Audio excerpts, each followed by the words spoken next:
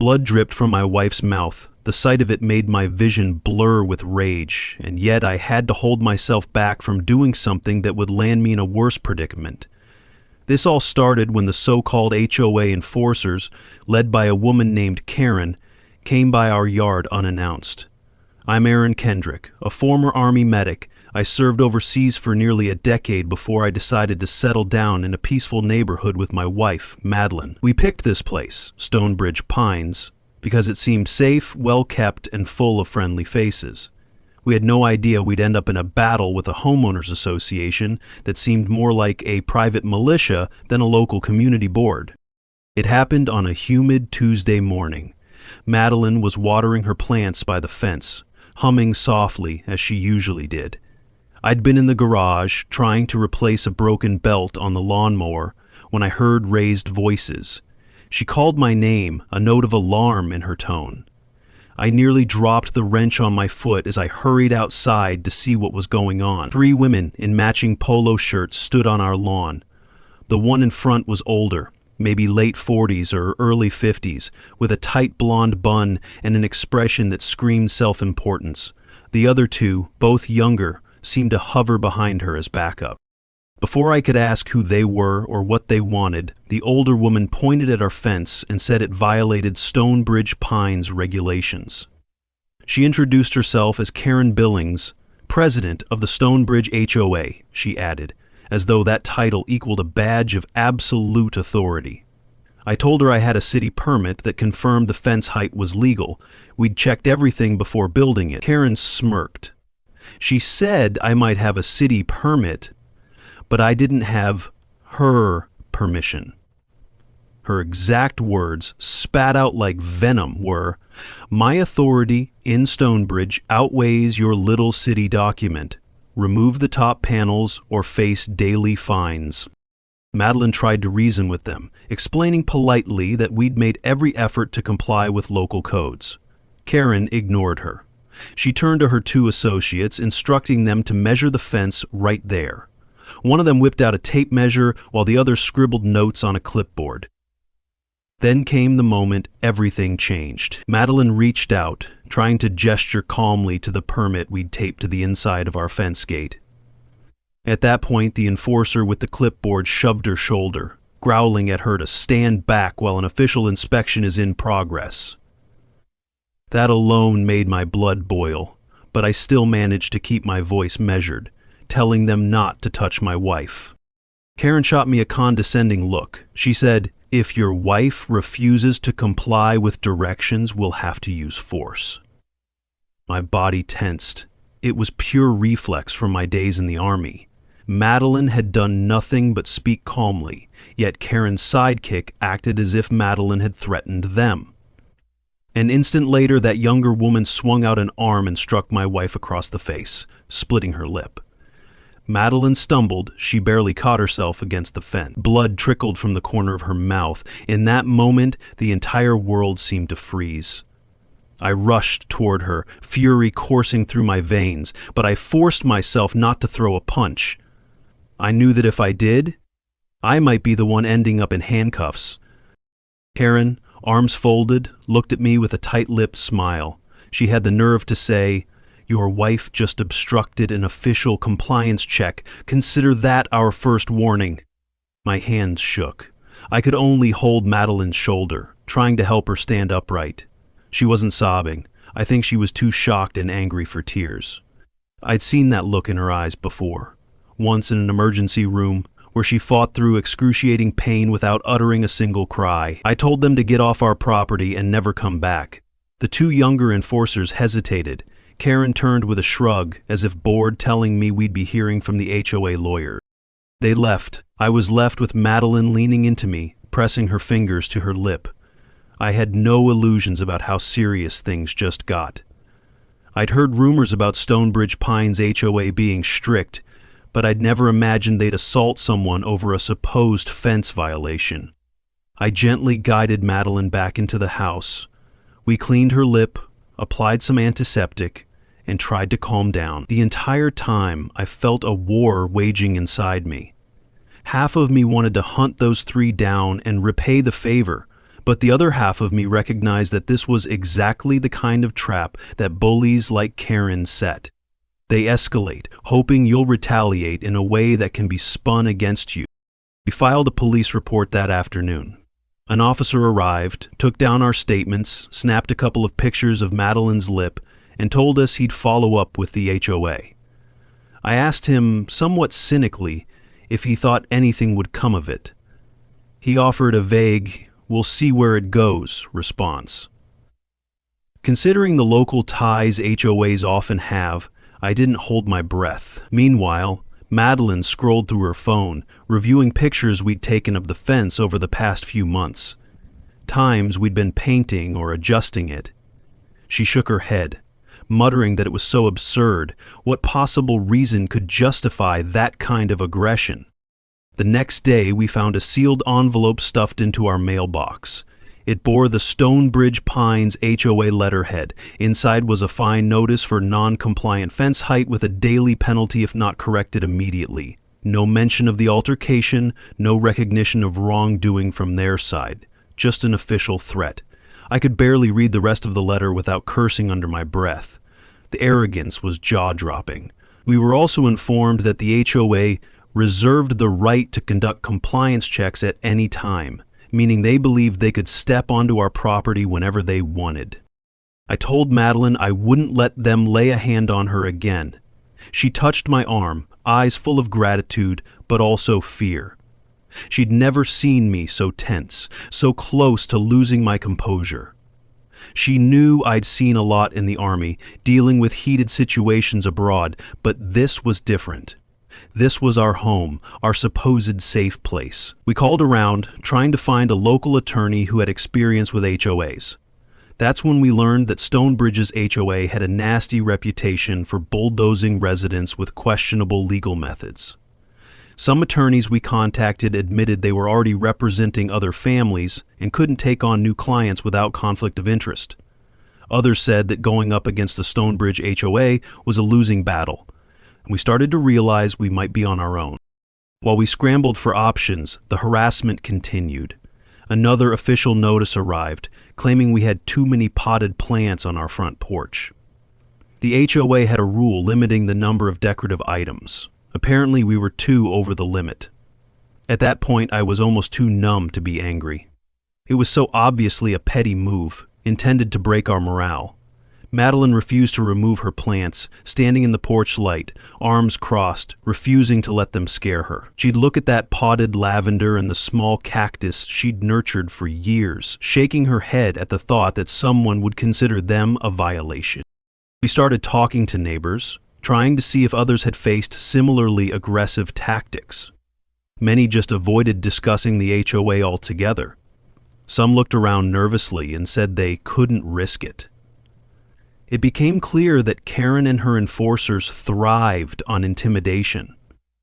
The few neighbors who did open up told stories of how the HOA had cited them for minor or fabricated infractions, imposing fines so heavy they had to pay up or risk liens on their home. One older gentleman, Mr. Jansen, claimed he'd had a complaint lodged against him for excessive grass height, even though he mowed his lawn twice a week. Another neighbor, Dina, confided that the HOA fined her for unauthorized colors when she repainted her shutters in a shade that was literally 1 step away from the official palette. She tried to fight back, but they threatened further action. She ended up spending thousands to comply. Rumors circulated about Karen's connections at City Hall. People whispered that she might be bribing local inspectors, or at least influencing them. I didn't know what to believe, but given what we'd experienced firsthand, none of it sounded too far-fetched. I began collecting written statements from neighbors who'd had enough. I organized them in a folder labeled HOA Evidence, determined to figure out a strategy. I tried to see if we could get the local media involved, but every reporter I called said they'd heard rumors about tough HOAs, though they rarely covered individual cases. We needed something bigger. A scandal or pattern that a news station would consider newsworthy. Meanwhile, we called the police station to check on the status of our assault complaint. The officer told us that the HOA claimed Madeline was the aggressor. that she'd tried to push them first. My jaw nearly dropped. It was a bald-faced lie, but the cop said it was one side's word against the other. No security footage had surfaced. We didn't have cameras set up in the yard. That meant the case was at a standstill. When I hung up, Madeline pressed her knuckles to her mouth, clearly upset. She whispered that she felt powerless, that these people would twist the truth however they wanted. One evening, I was outside trying to fix a loose board on the fence. I found a small device tucked between the slats, some sort of camera, obviously placed there by someone who wanted to spy on us. My entire body went cold, then blazed with anger. I yanked it out, took photos of it with my phone, then crushed it under my boot. If the HOA was planting cameras on our property, we had a more severe issue. That night, I couldn't sleep. I kept pacing around, glaring out the windows, half expecting a black SUV with tinted windows to be parked on the street. A few days after that, we decided to upgrade our own security measures. We installed motion-tinkered cameras, including one that overlooked the fence. We also set up a floodlight to deter intruders. The next morning, we found an official notice stuck to our door. Unauthorized external lighting was apparently a violation. I nearly laughed at the absurdity, but it wasn't funny at all. It was infuriating. They were effectively banning us from safeguarding our property. Their letters cited some clause about not adding external fixtures without prior approval from the board. Madeline was in the living room, rubbing her temple as she read the latest nonsense. Her lip was healing, but the memory of the assault hadn't faded. She looked up at me, eyes reflecting frustration and disbelief. "Are we sure this is still America?" she asked wryly, trying to lighten the mood but failing. I muttered something about how a suburban HOA had more power than I'd seen in certain overseas districts under local warlords. That might have been an exaggeration, but not by much. I realized we had to be methodical about this, the way we would approach an operation in a military. Identify the chain of command, gather intel, find points of leverage. So we quietly reached out to other families beyond our immediate circle, especially those who had left Stonebridge recently or those rumored to be in disputes with Karen's group. A couple named Jeremy and Lisa, who sold their house 3 months ago, confessed they'd been hounded by Karen to the point they felt forced out. They believed Karen was driving down property values for certain houses, then turning around to sell them to business partners or developers at a discount. Lisa explained that they'd endured a barrage of frivolous citations until they could no longer keep up with the fees. They ended up selling their house under duress. This hinted at a deeper scheme. Maybe Karen wasn't just on a power trip. Maybe there was money to be made in systematically kicking people out. We also stumbled upon a local environmental group that was investigating suspicious rezoning requests in Stonebridge. They claimed that certain sections near a protected woodland area were being primed for commercial use, which would be a gold mine for whoever owned the property. The group suspected some type of collusion between the HOA board and the city officials. They didn't have proof, but they had leads. This dovetailed with what Jeremy and Lisa told us. If Karen's associates could force out families who might object to losing green spaces or disrupt property deals, it would pave the way for massive profits. Armed with these rumors, Madeline and I tried to see if we could find any paper trail linking Karen to real estate investments or developer payouts. We didn't have direct access to her financial records, obviously, but sometimes public records or LLC filings are available if you know where to look. Madeline spent hours online, searching for any mention of Karen Billings in local business registries. We discovered a limited liability company, listed under the name KLB Management, which had purchased a few small parcels on the outskirts of our region. The addresses matched some of the properties belonging to Stonebridge families who had left under pressure. This was suspicious, to say the least, but not absolute proof of wrongdoing. Meanwhile, the day-to-day harassment didn't let up. Another fine, another complaint, sometimes multiple in a single week. We probably had a stack of papers an inch thick detailing our infractions. Everything from a mismatched mailbox, which we'd had since we moved in, to the color of our lawn chairs. We also received an invitation to a mandatory compliance hearing, chaired by Karen and the HOA board, where they intended to address our blatant disregard for community rules. The letter threatened that failure to attend could result in further legal action. Madeline and I decided we would attend, but we weren't going to stand alone. We quietly reached out to every neighbor who'd shared grievances, asking them to come support us.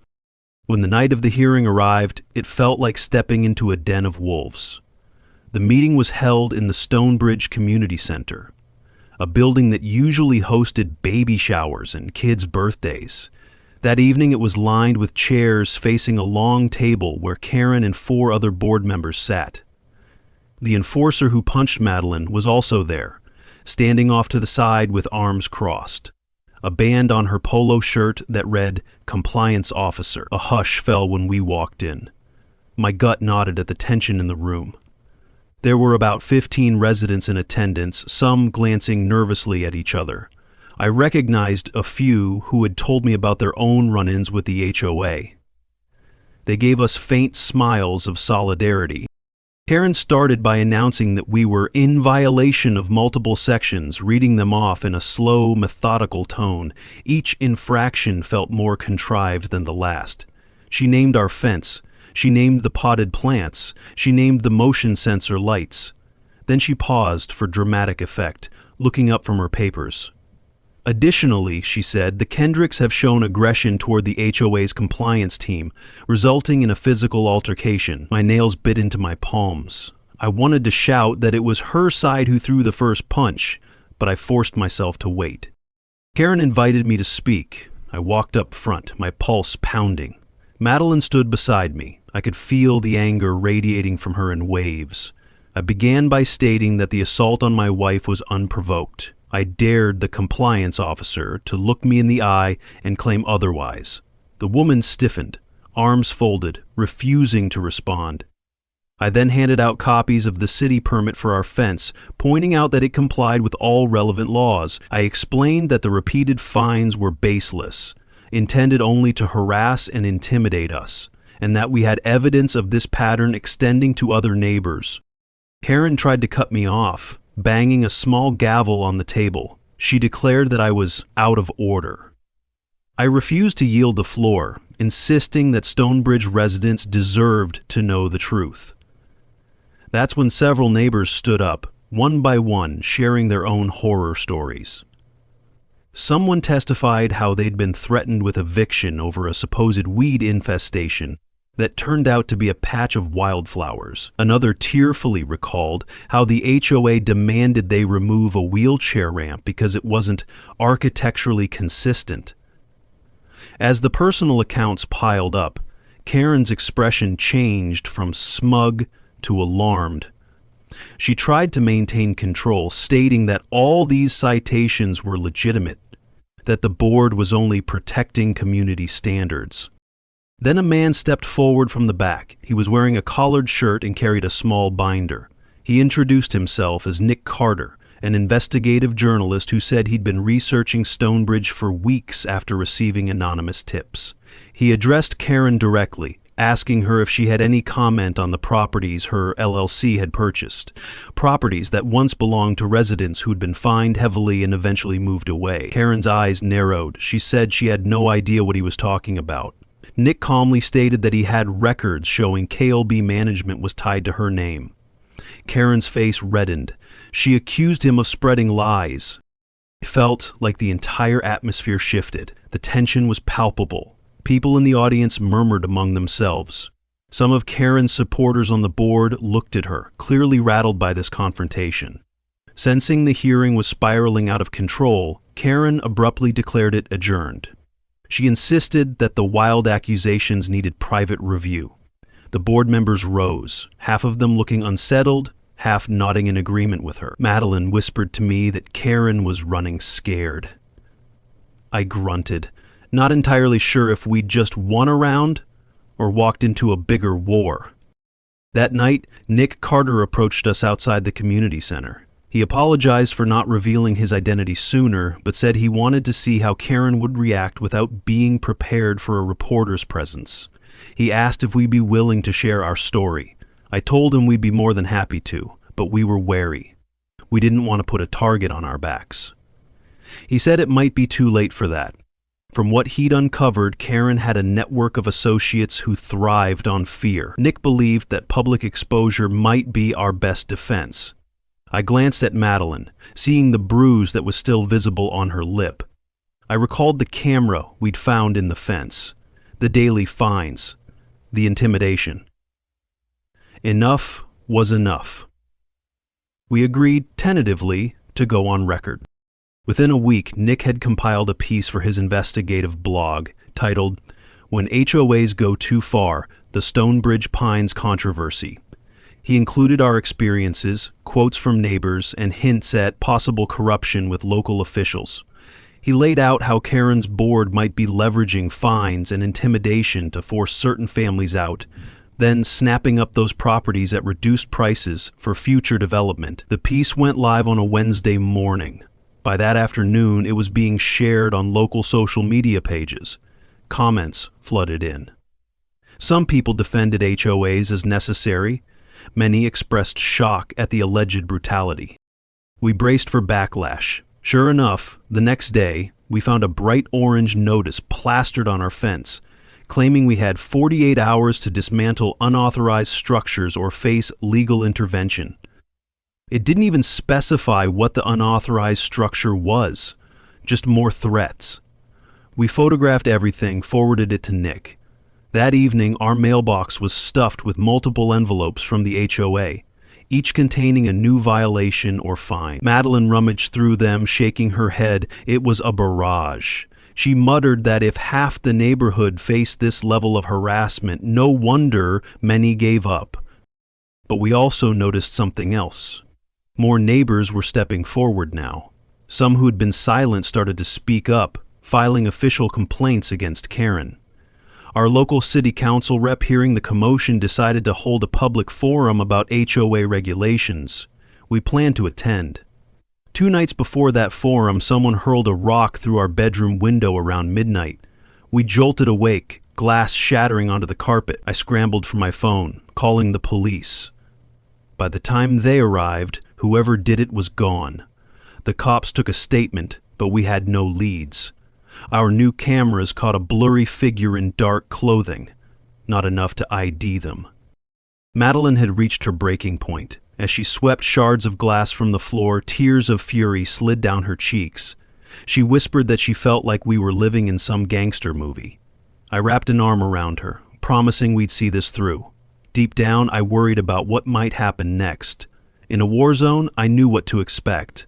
But in a suburban street where people mow their lawns on Saturdays and wave to each other, this felt surreal. The night of the city council forum arrived. We filed into a large chamber with about 100 seats. Residents from Stonebridge, as well as some from nearby communities, showed up. Karen and her board members were there too. They huddled in one section, whispering among themselves. The council had scheduled a discussion about whether HOAs in our district had too much power. Nick Carter was there, taking notes. He briefly greeted us, letting us know he was tracking everything that happened. A hush fell as the council chair called the meeting to order. Residents were invited to speak. One by one, people took the podium, describing how their HOAs functioned. Some praised them as well-organized bodies that kept neighborhoods clean.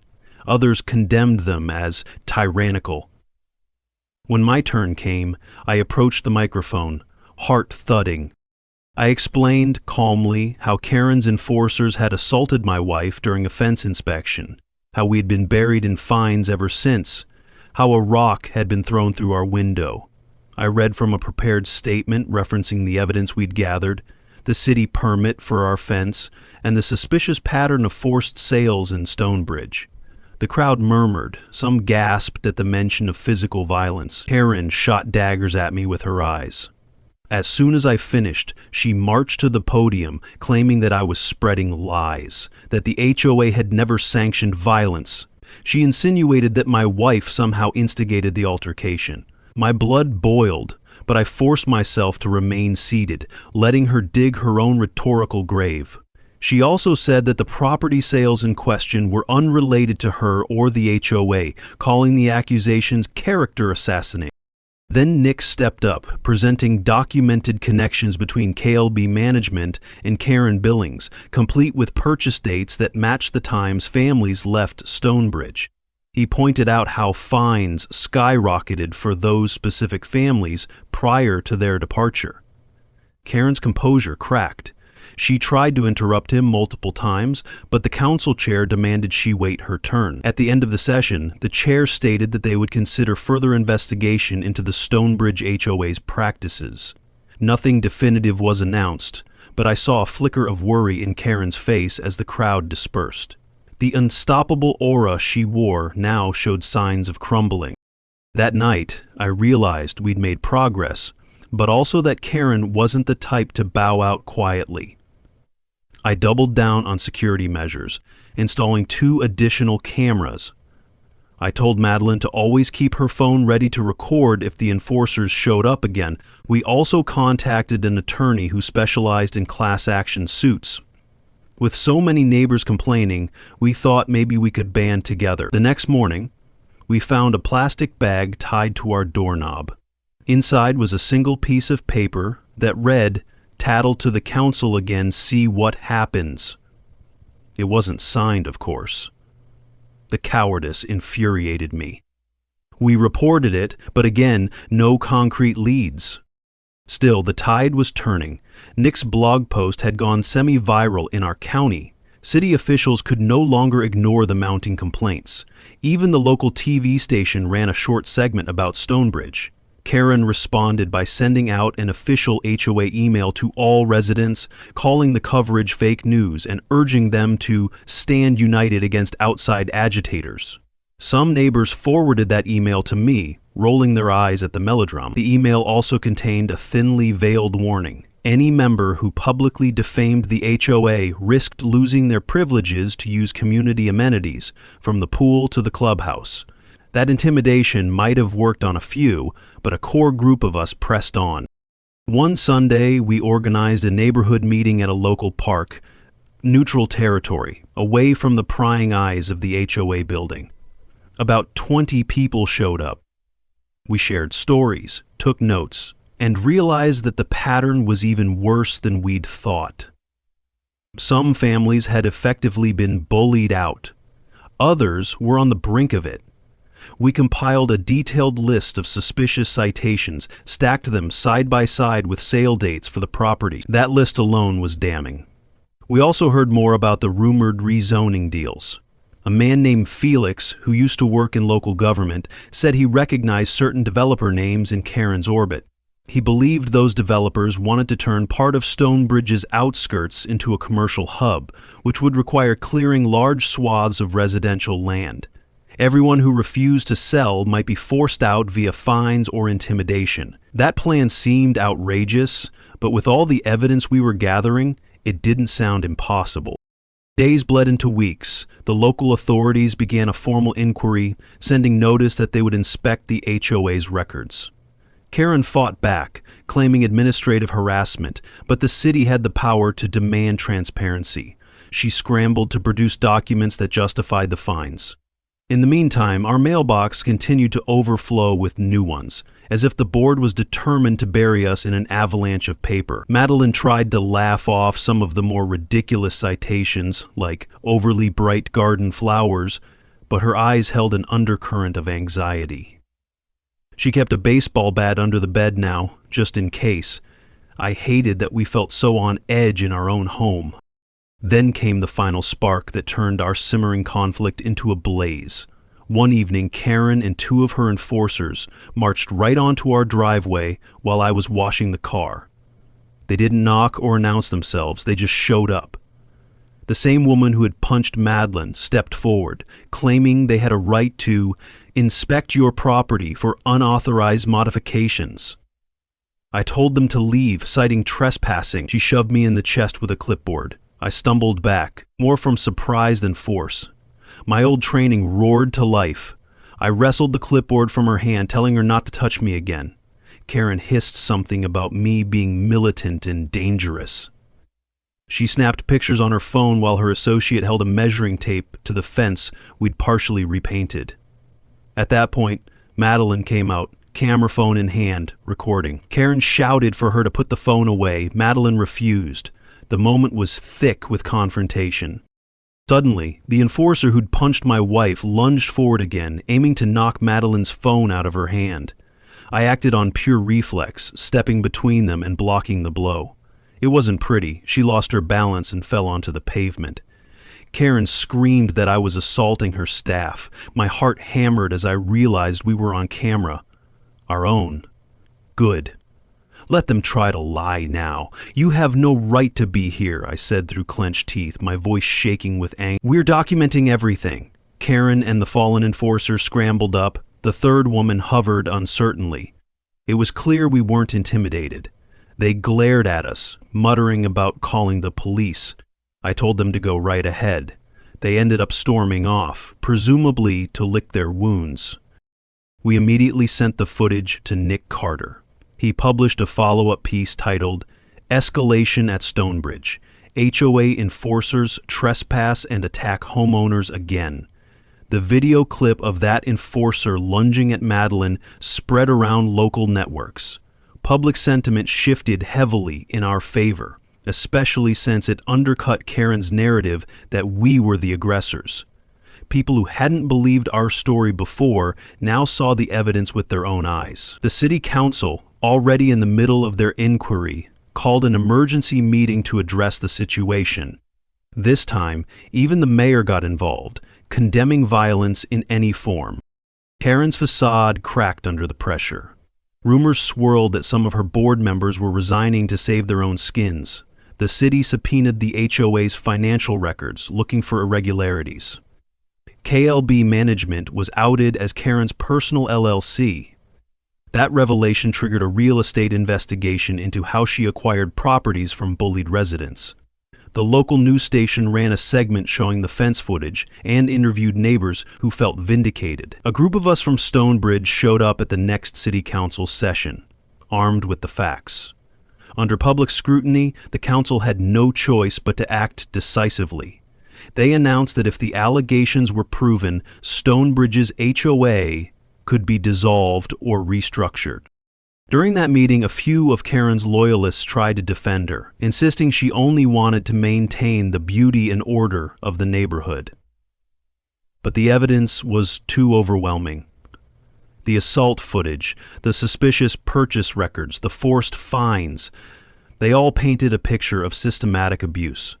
Karen herself didn't appear at the meeting, fueling speculation she might be planning a legal counterstrike. Nonetheless, the consensus was that Stonebridge needed immediate oversight. The city proposed appointing a temporary manager to handle community affairs, while a deeper investigation continued. Days later, we woke up to see a large for sale sign on Karen's lawn. Word spread that she was leaving Stonebridge, possibly trying to evade the oncoming legal storm. Some said she had deals with shady developers in other regions. We didn't care where she went, as long as she was gone. Her enforcers disappeared, presumably out of a job or too worried about legal consequences to keep harassing anyone. There was talk of criminal charges against the one who punched Madeline, but that might have to go through the courts. At least, for the first time in months, we felt a weight lift from our shoulders. Meanwhile, the new temporary HOA manager recognized the injustice we'd faced and revoked every fine we'd received. They issued a public apology for how the board had functioned under Karen's leadership. Other residents saw their citations wiped out too. The relief was almost surreal. We'd grown so used to living under constant stress and aggression. Madeline leaned against me one evening, gazing at our fence in the soft glow of sunset, and whispered that it felt like we'd finally taken our lives back. As the city's investigation unfolded, it confirmed that Karen profited from driving out certain homeowners and selling their properties through her LLC. Some local officials were allegedly involved. An entire nest of corruption was being exposed. It might take years to unravel fully, but the crucial part was that Stonebridge's reign of terror and we learned a valuable lesson about standing up for ourselves, about documenting every instance of wrongdoing, and about finding allies willing to shine a light on injustice. Our fence, ironically, was never truly out of code. The city re-inspected it and declared it perfectly legal. That small victory felt symbolic. The very thing Karen used as an excuse for harassment stood tall and valid. My wife's lip healed, although the emotional scar lingered. We both still flinched when a stranger knocked on our door unexpectedly. Over time, though, as the neighborhood atmosphere shifted from oppressive to cautious optimism, we began to trust in the future again. Looking back, I realized we'd inadvertently become the catalysts for a broader change in Stonebridge. By refusing to stay silent, by exposing Karen's violent tactics, we emboldened others to share their stories. When enough voices spoke in unison, we toppled a corrupt system that thrived on intimidation. I wouldn't say we emerged unscathed. There were sleepless nights, shattered windows, and battered hearts, but we came out stronger, with a deeper appreciation for the importance of communal solidarity. One day, as we were replanting new flowers by the fence, an older neighbor approached us, carrying homemade cookies. He said he wanted to thank us for everything we'd done. He admitted he'd been too afraid to speak up at first, worried the HOA would retaliate. Watching us stand firm, even after Madeline was hurt, gave him the courage to join the fight. It was a humbling moment. I told him we only did what anyone with a sense of justice would do, but I knew not everyone was prepared to endure the storm. If we'd cowered, Karen might still be in power, hurting more people. Over the next few months, Stonebridge underwent a major overhaul. The city appended manager worked with residents to draft new bylaws that limited the HOA's power to issue arbitrary fines or conduct random compliance checks.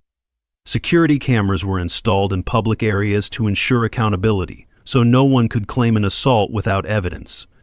Neighborhood meetings became more transparent. No more closed-door decisions, no more fear of retribution for voicing concern. Some folks who'd moved away decided to share their experiences in depositions, bolstering the investigation. Madeline and I eventually found ourselves able to sleep without worrying about our next violation notice. We held on to the evidence folder, though, in case we ever needed it for a civil suit or to support any neighbor who might still be in trouble.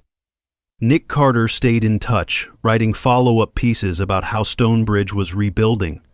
He commended us publicly, calling us the spark that ended a reign of suburban terror. That might have been an exaggeration, but we appreciated his sentiment. I still remember the day we saw a moving truck pull away from Karen's former house. We stood on our porch, hands clasped, quietly watching. It felt like the final chapter of a dark story. She never apologized. She never offered restitution for the damages she caused. I supposed bullies rarely own up to their actions, but it didn't matter anymore. Stonebridge Pines was ours, free from the tyranny of an HOA run amok. We resumed normal life, walking the dog in the evenings, chatting with neighbors about planting rose bushes or hosting barbecues. Occasionally, I'd catch myself scanning the street for that black SUV or anticipating another unannounced compliance check. But each day that passed without incident helped the anxiety fade. We realized we'd reclaimed not just our yard and our fence, but our sense of normalcy. Neighbors who once avoided eye contact started smiling, waving, offering small gestures of camaraderie. The environment changed as if the entire neighborhood breathed a collective sigh of relief. Then, about 6 months after Karen left, we received a subpoena requesting our testimony in a pending legal case. It turned out that the woman who punched Madeline was charged with assault, among other things. We provided our account, along with the video footage. I didn't relish the idea of going through a trial, but I also believed accountability was crucial. Madeline agreed to testify. She said it would be part of her healing process. The case made local headlines. Former HOA enforcer faces assault charges in Stonebridge scandal. She ended up pleading guilty to a lesser offense, receiving probation. Some said it wasn't enough, but at least there was a formal acknowledgement of wrongdoing. As for Karen, we heard she was under investigation for fraud and conspiracy related to those property deals. The last we heard, she was paying expensive lawyers to keep her out of jail. Whether justice would fully catch up to her remained to be seen, but the important thing was that she could no longer terrorize Stonebridge. Madeline sometimes wondered what Karen's life must have been like, to be so driven by greed and control. We concluded we'd never understand that mindset. All we knew was that we had to keep vigilance to ensure such tyranny didn't resurface. Stonebridge Pines gradually became the peaceful community we originally hoped it would be. New families moved in, excited by the improved atmosphere. The local media's coverage of the HOA fiasco had ironically shone a spotlight on our area, sparking interest from prospective homebuyers who admired how we'd fought back. With a more transparent governance system, people no longer tiptoed around, terrified of the next fine. The monthly meetings turned into actual forums for discussion rather than sham proceedings. We formed committees for neighborhood beautification, environmental protection, and community events, things an HOA should focus on instead of petty power plays. One summer afternoon, I caught myself gazing at the fence that started it all. The top panels were painted a fresh coat of white, matching the rest of the wood. A bird perched on one of the posts, chirping contentedly. Madeline joined me, sliding her hand into mine. She joked that the fence was now a landmark, a testament to standing up for what's right. I replied that it was also a reminder of how easily well-meaning rules can be twisted by the wrong person. She nodded. We'd grown wiser, albeit the hard way. Nick Carter dropped by one evening with a small gift, a framed newspaper clipping of his front page article titled "The Downfall of Stonebridge's Corrupt HOA." He said he wanted us to have it as a keepsake. I laughed. It felt almost surreal to see how it was portrayed in the press, like a heroic saga. We told him we didn't feel particularly heroic, just determined not to be crushed by injustice. He commended our perseverance, reminding us that plenty of people choose to move away or keep their heads down. By speaking up, we paved a path for others to do the same. On nights when I found sleep elusive, I'd think back to the moment that Enforcer's fist collided with Madeline's face. I'd replay it in my mind, anger flaring all over again, but then I'd also remember how that single blow ignited a chain reaction that exposed a corrupt system. It's strange how adversity can unite people and reveal hidden strength. Stonebridge thrived afterward, not in spite of the conflict, but partly because of it. Neighbors who once barely knew each other now bonded over a shared sense of victory. Some formed lasting friendships, planning block parties and potlucks. The local park, once deserted on weekday afternoons, now buzzed with families, dogs, and the kind of laughter that signals genuine community spirit. Madeline's lip eventually healed without much scarring. If you look closely, you can still see a faint line. She sometimes jokes that it's a badge of honor, though I can't help but feel a pang of regret that she had to endure that pain. But she's as strong as ever, maybe more so. Her love for gardening never wavered, and she's expanded her plant collection, placing gorgeous blooms along the fence line. People compliment her green thumb, and she always smiles, appreciating the freedom to make our home beautiful without interference. The class action idea we'd floated never fully materialized because the city's crackdown on the HOA and Karen's exit ended up resolving many of the pending disputes. However, we did keep in touch with the attorney, who said that if anything similar arose, we'd be ready. A few families who had moved out for fear of harassment were exploring legal avenues to recoup losses from forced sales. We wished them well, offering to provide any testimony that might help. Occasionally, rumors pop up that Karen is still lurking around the county, or that she's tried to start fresh in another neighborhood. We don't pay too much attention. We have confidence that word travels fast about her tactics. No one wants a repeat of Stonebridge. The new board makes sure to operate with complete transparency, posting all meeting minutes online, encouraging residents to propose changes or raise concerns. It's not perfect, but it's fair, a stark contrast to the dictatorship we once endured. One evening, about a year after Karen left, Madeline and I decided to take a stroll through the neighborhood at dusk. The summer air was warm, a gentle breeze carried the scent of cut grass. As we passed by various houses, we saw porch lights glowing softly, neighbors chatting in their driveways. It felt almost idyllic, as though we lived in a suburban painting. We reached the small community park in the center of Stonebridge and sat on a bench, watching fireflies flicker among the trees. She leaned her head on my shoulder, exhaling contentedly. I knew we'd both come a long way since that day I found her with blood on her lip. We were stronger, and Stonebridge was safer. Before we headed home, I gazed at the sky, remembering the nights overseas when I'd yearned for peace and normalcy. Who would have thought I'd end up fighting a different kind of war on my doorstep? Yet this time, I wasn't wearing a uniform.